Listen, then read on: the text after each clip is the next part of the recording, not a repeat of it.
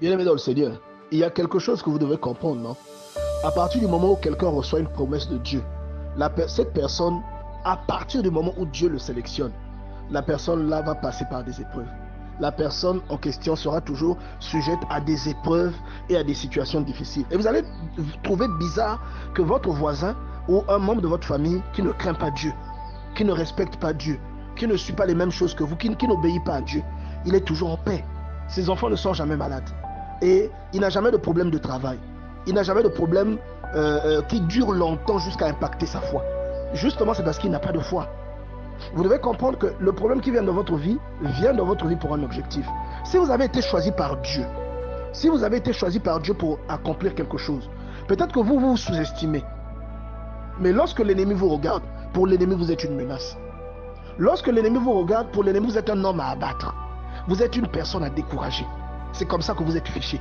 Vous savez que le service de renseignement qui fonctionne de la part de Dieu et qui permet à un croyant d'avoir des songes qui lui prédisent des choses qui vont arriver. D'un autre côté, le diable aussi a des services de renseignement. Il sait tout sur vous. À part les choses que Dieu garde secret. Mais sinon, il sait la plupart des choses sur vous. Il connaît vos faiblesses. Voyez? Il connaît ce à quoi vous tenez. Et il va attaquer vos enfants. Il va attaquer votre mariage. Il va attaquer votre travail. Dans le seul but d'attaquer votre foi. Voyez? Et ici, Dieu est en train de nous faire une déclaration sur laquelle il est en train de nous expliquer que sa parole, une fois qu'elle a été prononcée, bien-aimé dans le Seigneur, quel que soit ce que tu vis, quel que soit ce que tu traverses, je parle à quelqu'un qui a reçu une promesse il y a peut-être 5-10 ans de la part de Dieu, qui a fait un songe, mais la parole en question ne s'accomplit toujours pas. Je te dis que quel que soit ce que tu traverses aujourd'hui, il y a un grand homme qui avait dit que si ce que tu vois aujourd'hui dans ta vie ne correspond pas à ce que Dieu t'avait montré dans un rêve par rapport à ta vie, alors ce que tu vis aujourd'hui est passager, ça va passer. Donc, si ce que tu vis aujourd'hui, bien-aimé dans le Seigneur, ne correspond pas à ce que Dieu t'a montré ou à ce que Dieu t'a dit dans une prophétie, Dieu ne t'a pas oublié. Ça ne veut pas dire que Dieu t'avait menti. Ça veut seulement dire que l'heure n'est pas encore arrivée pour Dieu d'amener cela à accomplissement.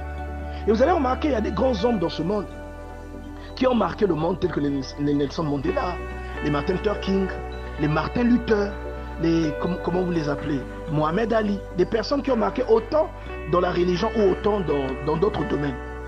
Vous allez remarquer que ces personnes-là quand vous fouillez leur vie, ils ont eu des débuts très difficiles. Mais s'ils avaient abandonné ou s'ils étaient devenus tristes à cause des situations qui prévalaient dans leur vie, ils n'auraient pas apporté à nos yeux le témoignage que nous avons d'eux. Ils n'auraient pas pu manifester, ils n'auraient pas pu devenir les exemples qu'ils sont devenus. Vous voyez, ils ont cru en leur rêve. Votre rêve doit être la chose la plus précieuse que vous avez comme trésor. Vous devez vous accrocher à votre rêve, quel que soit ce que vous vivez. Voilà pourquoi le Seigneur dit dans cette parole, à partir du verset 9, il dit « Autant les cieux sont élevés au-dessus de la terre, autant mes voix sont élevées au-dessus de vos voix et mes pensées au-dessus de vos pensées. » De fois, vous imaginez que Dieu, cette année, va faire ceci, va faire cela pour vous. Vous imaginez que ce que vous avez vu, ça arrivera en 2019. Mais la façon dont vous réfléchissez, ce n'est pas la façon dont Dieu réfléchit. Pourquoi? Parce que vous ne voyez pas plus loin que le bout de votre nez. Mais Dieu, il est en dehors du temps. Il voit des choses que vous ne voyez pas. Et il sait le pourquoi de chaque chose. Souvenez-vous que la Bible dit que Dieu a fait toutes choses, même le méchant pour le jour du malheur. Vous voyez? Donc toute chose a une utilité. Et ce qui vous arrive, si ça vous arrive aujourd'hui, il y a forcément une utilité pour ça. Vous voyez, bien-aimé dans le Seigneur. Il dit, comme la pluie et la neige descendent des cieux et n'y retournent pas sans avoir arrosé, fécondé la terre et fait germer les plantes, sans avoir donné de la sémence au semeur et du pain à celui qui mange. Ainsi en est-il de la parole qui sort de ma bouche. Elle ne retourne point à moi sans effet. Oh, bien-aimé dans le Seigneur, si Dieu avait prononcé une parole sur toi, sache que cette parole s'accomplira, quel que soit ce que tu vis aujourd'hui. Et la Bible nous dit, c'est une prophétie dont le temps est déjà fixé. Si elle tarde, attends-la. Donc ça veut dire quoi? Ça veut dire que toi tu ne connais pas le temps, mais le temps est fixé par Dieu. Si selon toi, la prophétie la tire en longueur, attends, la prophétie elle arrivera. Parce que Dieu avait déjà marqué un trait en disant que la prophétie là, elle s'accomplira à telle date. Même si toi tu ne le sais pas, mais lui il a marqué. Vous voyez? Et la Bible, lorsque Dieu parle à Jérémie, il lui dit, Jérémie, que vois-tu? Il dit, je vois un chaudron bouillant en direction du nord. C'était le symbole de l'attaque, le symbole de la guerre, de la souffrance qui est arrivée. Et Dieu lui a dit, tu as bien vu. Et lui, il ajoute, il dit, je veille sur ma parole pour l'accomplir. Donc lorsque Dieu a prononcé une parole sur toi, quel que soit ce que tu vis, cette parole s'accomplira. Vous savez, la souffrance que vit un chrétien, elle est plus ou moins justifiée. Et l'un des exemples que moi je peux vous donner, regardez le Seigneur Jésus-Christ. Regardez ce qu'il a vécu. Peut-être pour le Seigneur et pour le Père, il savait que c'était pour la gloire et pour le salut des hommes. Mais pour le diable, il avait l'impression de punir Jésus-Christ avec tout ce qu'il lui a fait subir. Vous voyez? Mais regardez ce qu'il a vécu. Et il nous dit même que le serviteur n'est pas plus grand que son maître. Il dit que si moi on m'a maltraité, vous on vous maltraitera aussi. C'est normal. Regardez les grands hommes comme l'apôtre Paul. Regardez ce qu'il a vécu. Regardez ce qu'il cite dans le livre de Galates. Regardez ce qu'il cite, comment il a été lapidé, comment il a fait un naufrage, comment il a été exposé à la faim, à la nudité, à la soif. Regardez, bien aimé dans le Seigneur, il a été dans l'abîme. C'est impressionnant. Et regardez l'œuvre qui est sortie de tout ça. Donc Dieu est comme un cuisinier, un chef cuisinier qui connaît les ingrédients qui correspondent à une sauce.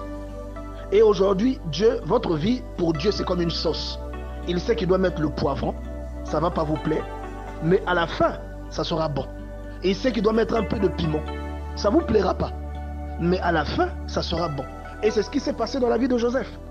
Dieu a montré à Joseph ce qu'il allait devenir. Et un jour, les frères de Joseph ont pris Joseph, croyant lui faire du mal, ils l'ont jeté dans un puits. Et ils l'ont vendu à des Ismaélites, comme esclave. Et Joseph a été emmené en Égypte et vendu ensuite à la maison de Potiphar. Bien-aimé dans le Seigneur, mettez-vous à la place de Joseph. Qu'est-ce que Joseph a pu ressentir? Je parle là à toi qui aujourd'hui est très loin de ce que tu espérais de Dieu. Je parle là à cette sœur à qui Dieu a promis un enfant, mais jusque-là, l'enfant ne vient pas. Je parle là à ce frère à qui Dieu a promis un boulot. Il rêve tout le temps le boulot, mais le boulot ne vient pas. Bien-aimé dans le Seigneur, Dieu ne t'a pas oublié. Dieu est toujours là. Dieu ne t'a pas oublié, il n'oublie personne. Mais seulement, il attend le moment qu'il a fixé. Parce qu'avant que ce boulot n'arrive, il doit te briser. Avant que ce boulot n'arrive, il doit te faire mûrir. Avant que ce boulot n'arrive, il doit te tester. Il doit voir ta foi. Il doit voir jusqu'à quel niveau tu peux arriver. Il doit voir si tu peux résister. Il doit te tester. S'il t'emmène à un haut niveau, sans que tu ne sois prêt, lorsque le diable viendra attaquer ta vie, tu vas lâcher l'œuvre que Dieu t'a donnée. Donc il est obligé de permettre des épreuves qui vont te renforcer, te solidifier.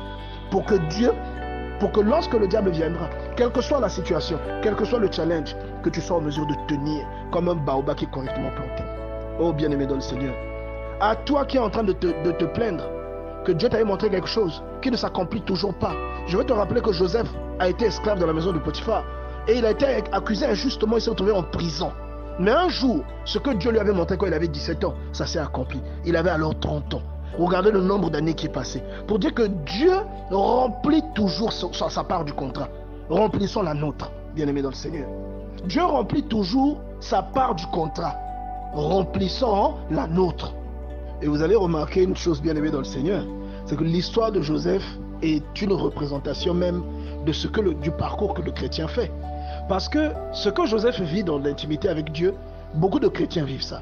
Où Dieu, par un moyen ou par un autre, arrive à te faire comprendre qu'il a un plan pour toi. Ça peut être par la bouche d'un prédicateur, ça peut être par une vision que tu as, ça peut être par un songe pendant ton sommeil. Donc Dieu, de son côté, s'arrange à ce que toi tu saches qu'il te connaît et qu'il a un projet, qu'il a un plan pour toi et que des lendemains meilleurs t'attendent. Et c'est ce que Joseph a vécu. Dieu lui a montré des rêves, bien-aimé dans le Seigneur. Dieu lui a fait voir des rêves, Genèse chapitre 37. Vous voyez, Dieu lui a fait voir des rêves. Mais ses frères, ici, dès qu'il commence à expliquer les rêves et dès qu'il commence à parler de l'avenir glorieux que Dieu lui promet, ses frères commencent à avoir de la haine pour lui. Et c'est la même chose qui se passe dans ta vie lorsque Dieu t'investit. Les frères de Joseph ici, ce sont ses frères. Mais spirituellement, ça symbolise les forces maléfiques qui se dressent devant quelqu'un que Dieu a oint. Ce sont les forces maléfiques qui se dressent devant quelqu'un que Dieu a choisi. Vous voyez? Et donc, ces frères-là, bien-aimés dans le Seigneur, symbolisent le diable dans toutes ses formes. Le diable qui va vous attaquer en rendant votre enfant malade. Le diable qui va vous attaquer en liant vos mains Vous n'arrivez plus à ramener assez d'argent. Le diable qui va vous attaquer en mettant l'adultère dans votre maison. Vous voyez, le diable qui va vous attaquer en vous rendant dépendant à une mauvaise habitude que Dieu reprime. Et ces frères-là, donc dès qu'ils ont senti qu'il y avait un destin fabuleux dans la vie de Joseph, ils ont commencé à le haïr. Et c'est pareil. Toi, dès que le diable a su qu'il y avait quelque chose que Dieu a déposé en toi, il a commencé à te haïr. Et ils ont fomenté un coup pour tuer Joseph, afin que les rêves qu'il faisait ne s'accomplissent pas. Mais personne ne s'oppose à la volonté de Dieu. La Bible déclare qu'il y a dans le cœur de l'homme beaucoup de projets, mais seuls les projets de l'Éternel s'accomplissent dans sa vie. Vous voyez? Donc il y a dans le cœur des hommes, et même dans le cœur des démons, beaucoup de projets sur ta personne. Et il y a dans le cœur des membres de ta famille beaucoup de projets à ton égard. Mais les projets qui s'accompliront sur toi, ce sont les projets de Dieu. Ce que Dieu a établi, ce que Dieu a préparé pour toi. Ce sont ces projets-là qui s'accompliront. Et bien aimé, il va vous souvenir aussi que généralement quand Dieu nous donne une promesse, entre le moment où nous recevons la promesse et l'accomplissement de la promesse, il y a beaucoup de choses qui se produisent. Et il y a beaucoup de chrétiens perdent la foi. Vous voyez? Et regardez les épreuves que Joseph a subies entre le moment où Dieu lui fait la promesse. Il était âgé de 17 ans. Et entre le moment où la promesse vient s'accomplir, vous voyez, la Bible dit dans Genèse chapitre 42, verset 8, que Joseph a reconnu ses frères. Et il s'est souvenu du rêve qu'il avait fait. Vous voyez, à ce moment-là, Joseph a 30 ans. Est-ce que vous vous rendez compte, bien-aimé, dans le Seigneur? Donc il se peut que ce que tu vis aujourd'hui, qui s'apprête à te faire reculer, c'est un abominable piège que le diable a fomenté. C'est un abominable piège qui a pour seul but d'atteindre ta foi. Si ta foi est atteinte, tu ne sers plus à rien devant Dieu, parce que la Bible dit que sans la foi, il est impossible de plaire à Dieu. Quels que soient les dons que tu as, si tu perds ta foi, tes dons ne te serviront plus à rien, parce que tu ne lui seras plus agréable. Vous voyez? Et les frères de Joseph ont donc tout fait. Mais ce qu'ils oubliaient, c'est qu'en pensant faire du mal à Joseph, ils ont contribué à accomplir ce que Dieu avait déclaré sur Joseph. Et parfois la contribution du plan de Dieu dans ta vie ne vient pas toujours avec la forme que toi tu t'es imaginé. Deux fois ça vient avec une forme bizarre. Deux fois ça vient avec une forme tordue. Deux fois ça vient avec une forme qui fait peur. Et deux fois ça vient avec une forme qui rend triste. Une forme qui te fait pleurer. Deux fois la bénédiction de Dieu dans ta vie va venir avec une forme qui va te faire croire que Dieu ne t'aime pas. Mais au finish, ce que Dieu t'avait annoncé va s'accomplir, parce que les pièces du puzzle vont commencer à se mettre en place un à un, jusqu'à ce que le puzzle soit complet. C'est comme un puzzle dont tu ne connais pas l'image et que tu vois quelqu'un monter. C'est quand il finit de monter le puzzle que finalement tu te rends compte qu'en fait ça représentait une pomme. Tu vois, c'est comme ta vie aujourd'hui.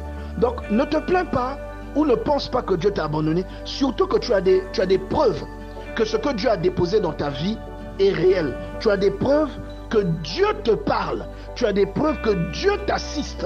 Tu as des preuves que Dieu t'accompagne, quoi que tu fasses. Mais ce qui aujourd'hui est en train de te déranger, c'est que quelquefois ce que tu espères n'arrive pas. Ça ne veut pas dire que ça n'arrivera jamais. Ça veut seulement dire que ça n'arrive pas parce que ce n'est peut-être pas le moment. Mais ça arrivera. Parce que la Bible déclare dans le livre de Jérémie au chapitre 1 que je veille sur ma parole pour l'accomplir. Dieu demande à Jérémie, que vois-tu? Et pourtant c'est Dieu qui lui montre. Mais lui demande encore pour lui donner la leçon. Que vois-tu? Il dit, je vois une branche d'amandier. Bien aimé dans le Seigneur. Il dit, tu as bien vu. Alléluia. Tu as bien vu. Parce que je veille sur ma parole pour l'accomplir. Donc quand Dieu a prononcé une parole là, quand Dieu a dit quelque chose dans ta vie, que tu montes, que tu descendes, cette chose-là s'accomplira. Les moyens d'accomplissement ne viendront pas de toi, ils ne dépendront pas de toi, ils dépendront de Dieu. La parole de Dieu ne sort pas n'importe comment, bien-aimé dans le Seigneur. La parole de Dieu sort toujours avec un objectif. La parole de Dieu sort toujours avec quelque chose. C'est-à-dire, la parole de Dieu est une sémence. Ça sort avec le but de féconder quelque chose. Vous voyez? Voilà pourquoi la Bible dit dans Ésaïe chapitre 55 verset 11, Ésaïe chapitre 55 verset 10, comme la pluie et la neige descendent des cieux et n'y retournent pas sans avoir arrosé. Parce qu'en effet, la pluie qui tombe repart au ciel. Pour ceux qui ne le savent pas, il y a un phénomène d'évaporation qui se produit, qui fait que quand il fait très chaud, l'eau que contient le sol ou l'eau qui se trouve dans voilà, les cours d'eau, ainsi de suite, remonte vers le ciel. C'est ce que nous regardons sous forme de nuages après. Vous voyez? Il dit, ça ne repart pas, comme la pluie ne repart pas, ou la neige ne repart pas sans avoir arrosé. Et quand la parole de Dieu sort, bien aimé, lorsqu'elle est sortie, elle sort pour arroser. Elle sort pour féconder la terre. Elle sort pour arroser ta vie. La parole de Dieu sait que toi tu es aujourd'hui altéré. Elle sort pour te désaltérer. Elle sait que ta foi est altérée. Elle sort pour te désaltérer. Elle sort pour te rafraîchir. Quand Dieu prononce sa parole, tous les aspects qui étaient secs dans ta vie, tous ces aspects-là reprendront vie. Tous les aspects qui avaient séché vont devenir verdoyants par la puissance de sa parole. Donc il dit que sa parole, quand elle sort, il dit comme la pluie ne peut pas retourner sans avoir arrosé, sans avoir fécondé la terre. Donc la parole de Dieu, quand elle vient, elle doit féconder ton esprit. Elle doit féconder quelque chose et elle doit faire naître, après la fécondation, le fruit de cette fécondation-là. Il dit, et fait germer les plantes. Donc la parole de Dieu, quand elle sort, elle fait germer quelque chose en toi. Elle fait pousser, même parfois tu n'es pas au courant, mais il y a quelque chose en toi qui germe, il y a quelque chose en toi qui pousse, bien aimé dans le Seigneur. C'est ce qui s'appelle le fruit de l'esprit. Ça vient avec, parce que la parole fait naître en toi la foi. La Bible dit que la foi vient de ce que l'on entend. Or, ce que l'on entend sort de la bouche de Dieu. Ce qui sort de la bouche de Dieu, c'est sa parole. Ce que vous avez dans la Bible, c'est sa parole, c'est sorti de sa bouche. Et c'est ça qui fait naître votre foi. Vous voyez? Donc, elle ne peut pas venir sans faire germer quelque chose, une plante, donc un fruit. Elle ne peut pas aller sans avoir donné de la sémence au semeur, c'est-à-dire qu'elle fait germer et elle te donne à toi de quoi semer dans ta vie. Elle te donne à toi de quoi planter et cueillir. Est-ce que vous voyez, bien aimé dans le Seigneur? Elle te donne à toi de quoi ressortir quelque chose de merveilleux et quelque chose de glorieux. Elle te donne à toi de quoi donner du pain. Or la Bible déclare, bien aimé dans le Seigneur, donc on dit au semeur et du pain à celui qui mange. Le pain, c'est la parole de Dieu. La Bible déclare que Jésus est le pain de vie. Donc quand elle vient, elle te féconde. Et elle te donne une sémence que tu dois planter. Et elle te donne du pain que tu dois donner à celui qui mange. Et le pain, c'est la parole de Dieu. Donc au fond, la parole de Dieu ne tombe pas dans l'oreille d'un sourd. La parole de Dieu tombe toujours dans l'oreille d'un serviteur averti et très zélé, quelles que soient les situations par lesquelles il passe. Quel que soit, il ne mesure pas la bonté de Dieu et l'amour de Dieu dans sa vie par rapport à ce qu'il traverse ou par rapport aux événements qu'il traverse. Mais il se souvient que dans la Bible, tous les grands hommes sont toujours passés par une épreuve. Ils n'ont pas toujours été heureux. Et même à part dans la Bible, même dans les temps contemporains, les personnes qui ont marqué l'histoire, quand vous allez aller dans leur vie, vous allez voir que souvent c'était pauvre. Des gens comme les Zlatan Ibrahimovic, ils ne pouvaient même pas avoir 2 repas par jour. Ils mangeaient une seule fois dans la journée. Et ses parents n'avaient pas l'argent pour l'inscrire dans une école de football. Donc, c'est des gens toujours qui souffrent. Et ils ont quelque chose de précieux. Pourquoi? Parce que quand tu as quelque chose de précieux, le diable va s'atteler à étouffer cette chose. Il va s'atteler à étrangler cette chose. Il va te couper les vivres. Il va attaquer partout, tout autour de toi. Il va attaquer pour essayer de réduire et pour essayer de faire rétrécir, d'essayer d'altérer ce qui est en toi. Mais gloire soit rendue à Dieu, parce qu'il y a sa parole qui vient pour te désaltérer, pour te donner une sémence, pour te féconder, afin que tu donnes du pain aux gens. Oh, alléluia, gloire à l'Éternel. Et l'exemple de la vie de Joseph doit nous enseigner. Vaut mieux glorifier Dieu pendant que tu es en train de vivre ces épreuves, que d'attendre d'abord que les promesses de Dieu s'accomplissent dans ta vie avant de commencer à le glorifier. Non, vaut mieux le glorifier maintenant. Parce que lorsque tu regardes la vie de Joseph, tu peux être sûr, parce que Dieu est fidèle. Quand tu regardes la vie de Joseph, tu peux être sûr que lui, toi aussi, il ne te laissera pas tomber. Tu peux être sûr que ce qu'il t'a promis, tu verras ça de tes yeux. S'il t'a dit un jour tu seras à tel niveau, tu verras ça dans tes yeux. Tout ce qui compte, c'est que tu fasses ta part. Parce que Joseph, dans la maison de Potiphar, s'il avait couché avec la femme de Potiphar, il ne serait pas devenu, premier ministre d'Égypte. Il n'aurait jamais atteint le niveau que Dieu avait prévu dans sa vie. Et il y a beaucoup trop de chrétiens aussi qui se laissent piéger par les avorteurs de destin. Beaucoup trop de chrétiens qui se laissent piéger par des terroristes spirituels qui viennent faire avorter les plans de Dieu dans leur vie. Il y a beaucoup trop de chrétiens qui changent de trajectoire, qui vont dans un endroit où leur sémence ne peut plus rien donner. Il y a une sécheresse totale et ils ne peuvent plus rien apporter. Bien-aimé dans le Seigneur, glorifie ton Dieu maintenant. Aie confiance en Dieu, quelque chose que tu vis. Pour chaque mauvaise période que tu traverses, glorifie Dieu. Dis que Seigneur, je sais que cette mauvaise période est un témoignage. En fait, c'est le reflet de ce que j'ai.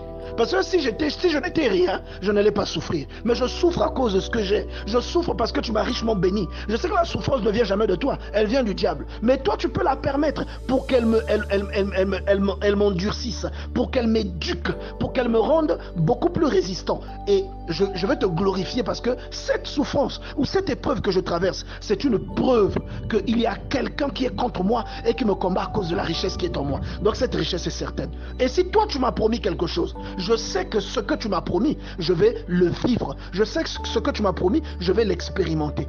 Dis cela à ton Dieu maintenant. La Bible dit que ceux qui avaient murmuré dans le désert étaient morts. Ils n'ont jamais atteint la terre promise. Et pourtant, lorsqu'ils sont sortis d'Égypte, le but de Dieu, c'était qu'ils atteignent la terre promise. Mais ils ne sont jamais arrivés là-bas, bien-aimés dans le Seigneur. Ils n'ont jamais atteint la terre promise. Pourquoi? Parce qu'ils ont murmuré. Et Dieu leur a dit, parce que vous avez murmuré, vous mourrez. Vous êtes une génération méchante. Vos enfants dont vous avez dit que je vous ai fait sortir d'Égypte pour les voir mourir, eux, ils rentreront dans ce pays. Mais vous, vous mourrez ici. Vous voyez? Et donc, quand on vit certaines situations de la vie, tu es en train de traverser des moments difficiles où tu ne sais pas comment joindre les deux bouts. Tu es en train de traverser des moments difficiles où tu es un sans-papier aujourd'hui. Tu traverses des moments difficiles où tu n'arrives pas à faire d'enfants. Tu traverses des moments difficiles où les hommes ne te regardent pas, personne ne te propose un mariage. Tu n'arrives pas à trouver une femme. Tu as une santé précaire. Bien-aimé dans le Seigneur, ne murmure pas, c'est ton désert. C'est le désert que tu es en train de traverser. Un jour, tu atteindras les rives du Jourdain. Un jour, tu vas traverser le Jourdain vers l'Arche de l'Alliance et tu vas entrer en conquérant. Bien-aimé dans le Seigneur. Et ça ne sera même pas la fin. Ça sera le début du vrai combat. Donc, il faut lire la parole de Dieu parce que tous ces éléments-là sont bien décortiqués dans la parole de Dieu. Et vous allez remarquer, bien-aimé dans le Seigneur, que Joseph, lorsqu'il a vu ses frères, il s'est rappelé. Il s'est rappelé, bien-aimé dans le Seigneur. Il s'est rappelé de ce que Dieu lui avait montré beaucoup plus tôt. Et parce que Joseph a eu tous les ingrédients nécessaires pour abandonner. Il a eu tous les ingrédients nécessaires. Il aurait pu dire, bon, la femme du boss même, moi je suis esclave. Si je commence à coucher avec elle, je serai en odeur de sainteté. Je serai quelqu'un de... Il va bien prendre soin de moi. Et le boss n'en saura rien. Il aurait pu dire ça. Mais il a eu peur de Dieu. Vous voyez, il a eu peur. Et pourtant, il avait 1000 raisons de faire le mal. Parce qu'il pouvait se dire, Seigneur, tu m'as montré des choses, mais aujourd'hui, tu m'as abandonné. Donc, il n'a pas laissé son zèle. Il ne s'est pas écarté, bien-aimé dans le Seigneur, de la trajectoire que Dieu lui avait montrée. Il n'a pas rejeté la sanctification et la crainte de Dieu à cause de ce qu'il vivait. Et ça, c'est le genre d'exemple que nous devons suivre. C'est le genre de personnes que nous devons imiter, bien-aimé dans le Seigneur. Excusez-moi. Et donc, bien-aimé, lorsque vous regardez ce parcours, vous voyez, un, la fidélité de Dieu. Vous voyez, deux, tout ce que vous avez à gagner, à demeurer confiant en Dieu. Parce que Dieu, ce n'est pas notre ami. Dieu, c'est Dieu, ce n'est pas notre ami. Et lorsqu'il nous promet quelque chose, il l'accomplit. La Bible déclare, Dieu n'est pas un homme pour mentir, ni un fils d'homme pour se repentir de ce qu'il a dit. Donc si Dieu vous a promis quelque chose, tenez bon, ce que Dieu vous a promis, vous le verrez arriver dans votre vie. Mais entre-temps, n'oubliez pas que votre vie sera parsemée de dangers, votre vie sera parsemée d'épreuves qui auront pour but de détruire votre foi. Si vous vous laissez avoir, vous tomberez dans le désert et Dieu passera pour quelqu'un qui ne vous a rien promis en fait. Mais si vous résistez, comme dit la Bible, à celui qui résistera jusqu'au bout, je donnerai la couronne de vie. Et si vous résistez, Dieu vous donnera votre couronne de vie. Et vous deviendrez un exemple. Que Dieu vous bénisse.